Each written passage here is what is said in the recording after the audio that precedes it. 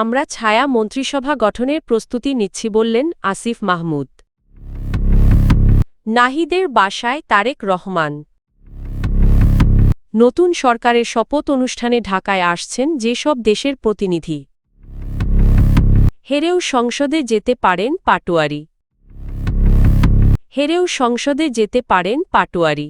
জাতীয় নাগরিক পার্টির এনসিপি মুখপাত্র আসিফ মাহমুদ সজীব ভুঁইয়া জানিয়েছেন দলটি ছায়া মন্ত্রিসভা গঠনের প্রস্তুতি নিচ্ছে।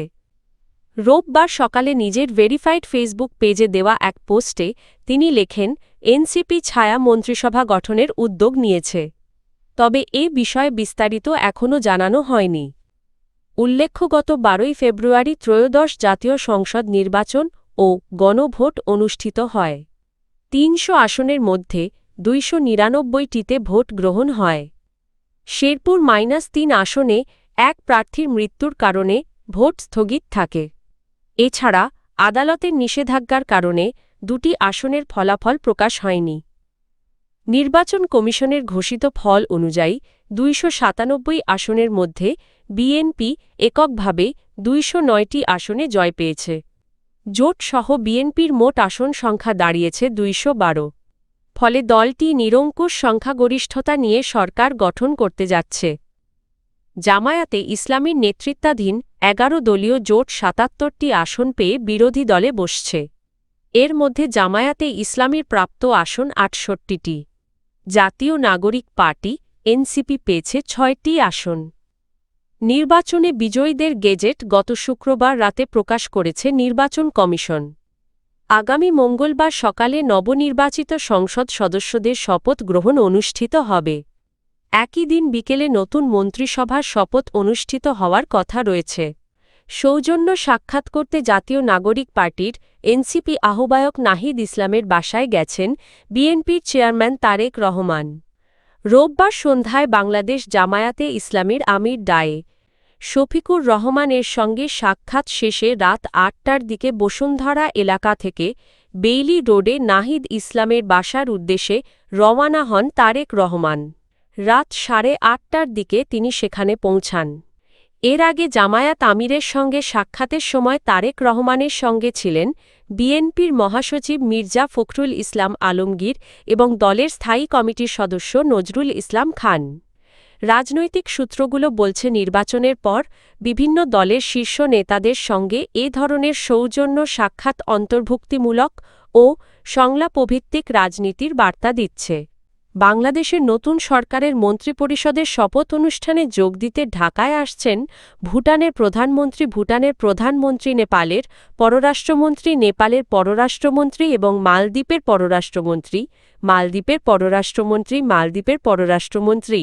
এছাড়া আরও কয়েকটি দেশের উচ্চ পর্যায়ের প্রতিনিধির উপস্থিতির সম্ভাবনা রয়েছে। রোববার বিকেলে সংশ্লিষ্ট কূটনৈতিক সূত্র এ তথ্য নিশ্চিত করেছে। তবে শপথ অনুষ্ঠানে উপস্থিত থাকছেন না ভারতের প্রধানমন্ত্রী নরেন্দ্র মোদি।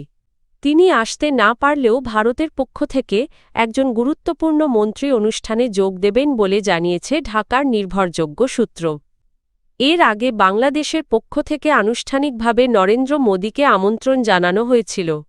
এদিকে পাকিস্তানের প্রধানমন্ত্রী শাহবাজ শরীফ শপথ অনুষ্ঠানে উপস্থিত থাকতে পারেন বলেও কূটনৈতিক সূত্রে জানা গেছে।